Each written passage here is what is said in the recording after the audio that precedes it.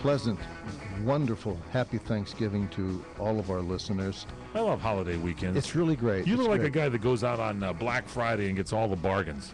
Yeah, I go out on Black Friday. Actually, I get drunk and then I go into my room and shut the door. That's it.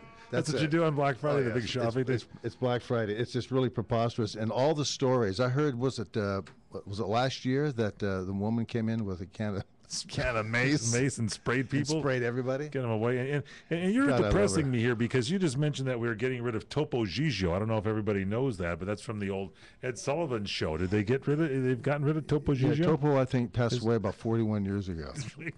And they did get rid of Elmo, though. They were talking about Sesame Street, and the Democrats did get rid of Elmo.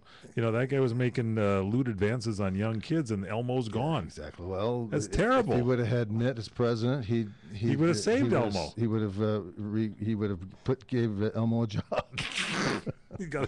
Elmo would be working again. Jobs. It's all about jobs. That's right. Well, speaking of responsibility and jobs and everything. Yes. And jobs. That's I'm saying I've got all that stuff. Kind of have to debrief now from all of the over amping things that Mitt Romney has been saying for the last year and a half. I'll give America jobs. I'll do jobs. It's all about jobs. Guess what? No, it's not. It's all about free things. Yeah. Oh, and Jesse Jackson. I just noticed this. This is a good one. This just came up on our gyroscope. Jesse Jackson, Junior. 9 terms, a 9-term representative in the Chicago, the greatest sinkhole in America. Yeah. He resigns. What do you think? I hear he's got some.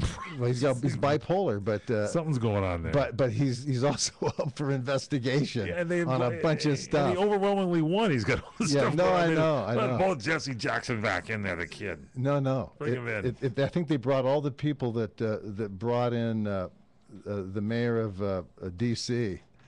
The crack guy. That guy, yeah. They brought all those people up to vote for Jesse. It was Marion Anderson or something, wasn't it? Marion Washington or something? Marion something. Marion Kirby. Yeah. Durwood's brother. Durwood's Kirby. Thank you. Guilty, bipolar I put down here. Guilty first before bipolar. He's bipolar, but he's guilty first. Guilty first. Now, what's going on now in Republican politics and politics in general is we now have to sit down. We, the House, Boehner, Speaker of the House, has to sit down with the Prez and come to some sort of an agreement about getting tax cuts and getting spending cuts.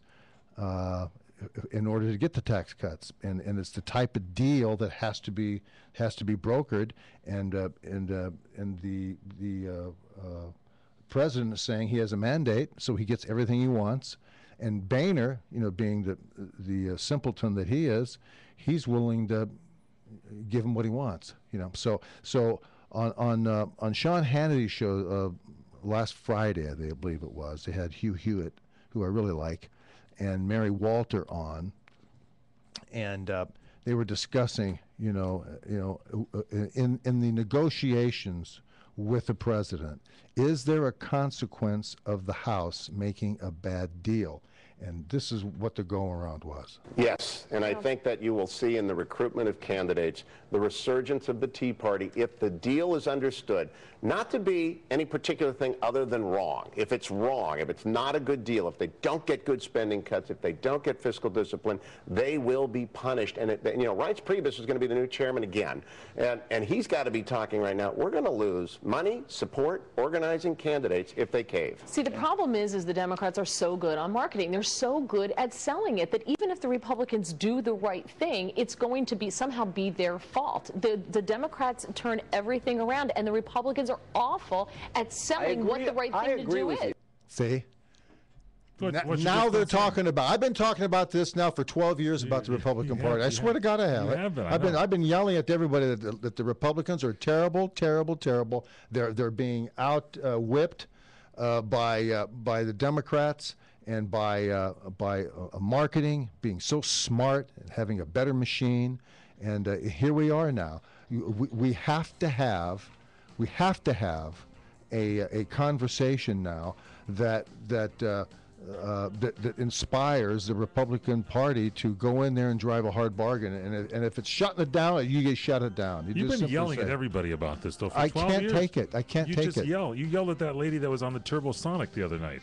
Oh, yeah, at your house, yeah. You yell at everyone. No, well, that's my job. They go by the yell at them about the Republican Party. Well, that's my job, and I like it. And when we come back, we're going to have more of Hugh Hewitt and Mary Walter on the Sean Hannity Show. It's the PM Show Weekend Edition. That, ladies and gentlemen, the one and only Fred Dryer. Check out his Facebook page. It's facebook.com/The Real Fred Dryer. And you can email Fred incoming@crni.net. That's incoming@crni.net.